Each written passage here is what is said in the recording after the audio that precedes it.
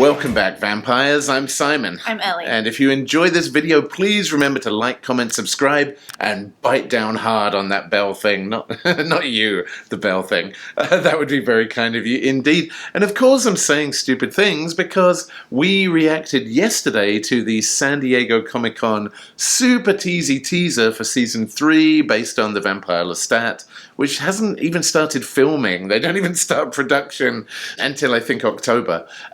But we just spotted today that they just released a blooper reel from Season 2. It's only about 2 minutes long, but it just seemed really, really fun. So we thought, as so many of you have been enthusiastic about our Season 3 teaser reaction, why don't we go check out that blooper reel? So we're going to do exactly that right now. We might even talk about it a little bit afterwards. But for now, let's go. Let's do this.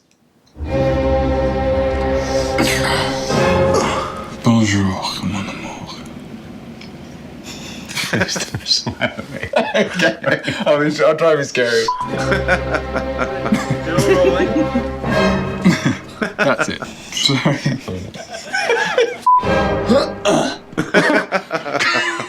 Sorry. Hey, Markin.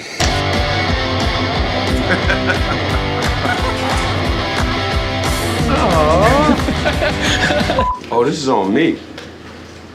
Okay, here we go. Okay. Shit.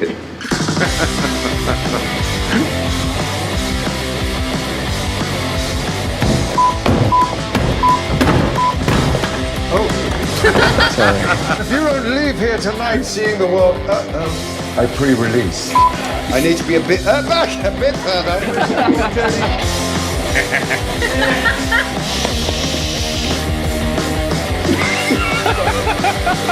Laugh it off.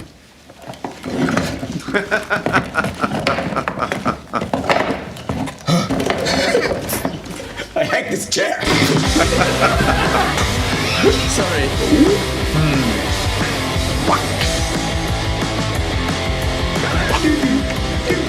Background action. Yeah, I'm not even looking at you, babe. That's why we Hollywood people talk. You didn't know that?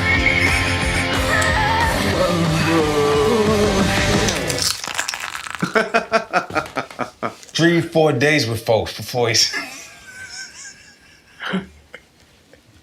I'm sorry, that was the funniest thing I've ever seen in my life.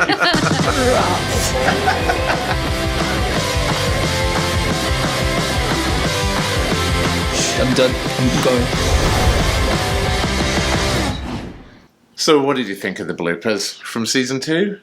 I thought it was really good. I feel like one very minor criticism I have of this amazing bonus content that we so rarely get and really, really love is often when you see bloopers, they can almost seem a bit scripted, but they give you a hint of kind of what it was like on set. So often with certain shows and movies, you get stuff where it's a lot more lighthearted, so you get a lot more of these types of bloopers where they're kind of interacting a bit more, they're being a bit more silly together. You're seeing a lot more like improvising and just like messing around in scenes. Which I really like, and you can tell like when a crew is having a lot of fun on set when you watch those kinds of bloopers. I was wondering how that would work with something as serious as this season of Interview with the Vampire has been, something very dark and very intense. And I do think that is reflected in the bloopers. So we get a lot of giggling, a lot of kind of being caught out a little bit. I mean, apart from just sitting up at the beginning, that was really funny. Yeah, I think it says a lot about what it was like on set, that they did, have to stay fairly intense most of the time. So a lot of the bloopers were just people giggling. Yeah, and I love that, mostly because anytime I'm in a very serious situation, I'm always going to giggle. And the more serious and the more inappropriate it would be for me to laugh, the more I am guaranteed to laugh. And it is a terrible, terrible thing that got me in so much trouble at school as a kid. I remember we had these church services. Schools are not secular in the UK. Lots of them are tied to churches, and they have mandatory church services, which is fantastic. You obviously love that as a teenage boy. And I just remember being in these super somber Catholic services and just feeling giggles and laughs rising up. And I was always with a friend who would just feed into that, and I got into so much trouble, like beatings galore. Not fun, but anyway, aside from my own PTSD of childhood, a lot of people in our comments on the teaser for season 3 mentioned, and actually I thought it was fascinating, there are so few negative reviews of this TV show. I don't know whether I've seen one, which is kind of nuts considering it is incredibly woke subject matter. I mean, is there a gayer TV show out there? I don't know. I think you'd struggle to find it.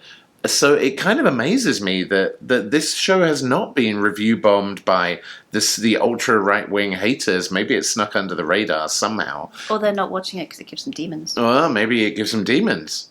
But I also think it's fascinating when you look at the reviews, how many people acknowledge like the set creation, the costumes, the score, the musical score, like how much effort went in from an entire village of people to make this show a reality, and how much those people must have deeply, deeply cared about the outcome and the quality product they were putting out there.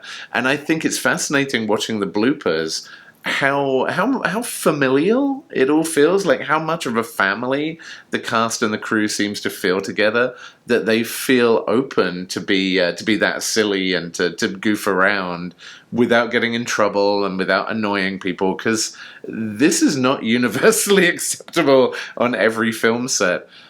So yeah, I really, really loved it. And I don't know, it also made me think I would be a terrible actor. Absolutely terrible, because I would be chuckling to myself the entire time.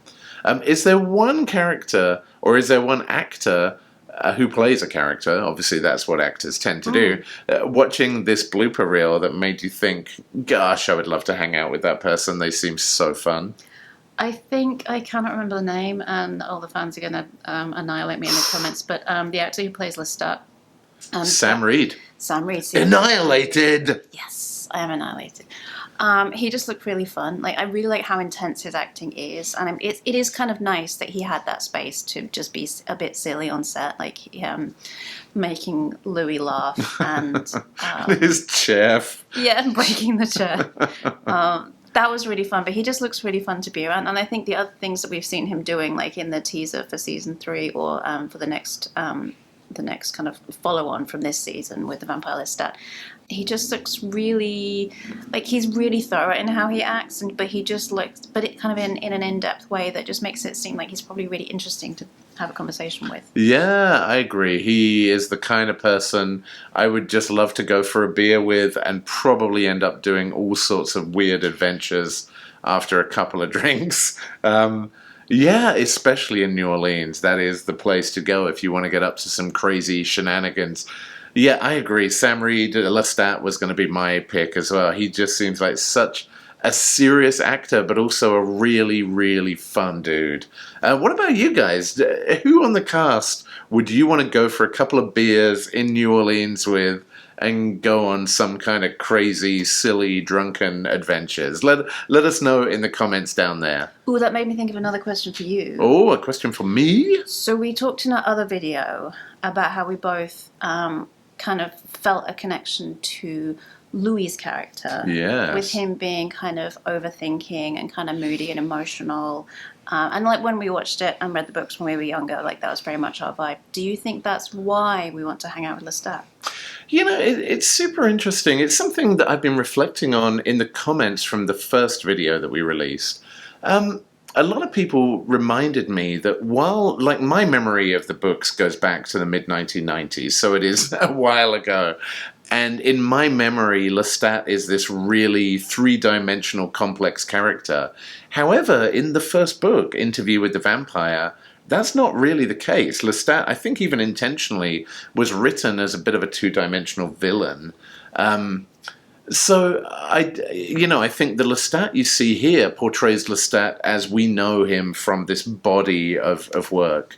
But maybe Lestat from the first season, and maybe the movie actually portrayed Lestat in more of that two-dimensional way. And I've forgotten what the question was. if we find that Louis' character resonates with us as a person, is that why we want to hang out with Lestat? Oh, yeah. I mean, exactly. If we were Louis, who else? You know, it's such a tough one as well.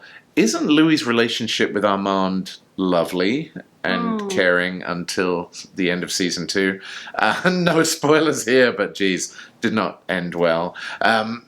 Yeah, isn't Louis' relationship with Armand very loving and affectionate and caring and romantic?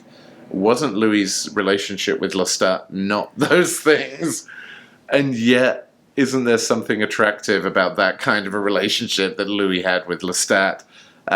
It's such a tough one, right? That is the age-old dilemma of, do you go for the cozy person that you can eat pizza on your couch and watch TV with, or do you go with that sexy stranger who's going to smash you against a wall, and all sorts of crazy shenanigans are going to go on after 2 beers in New Orleans? We can't answer that one for you, but again, let us know. If you were Louis, who would be your preference? Would you commit long-term to Armand? Or would you go on that rocky road with Lestat?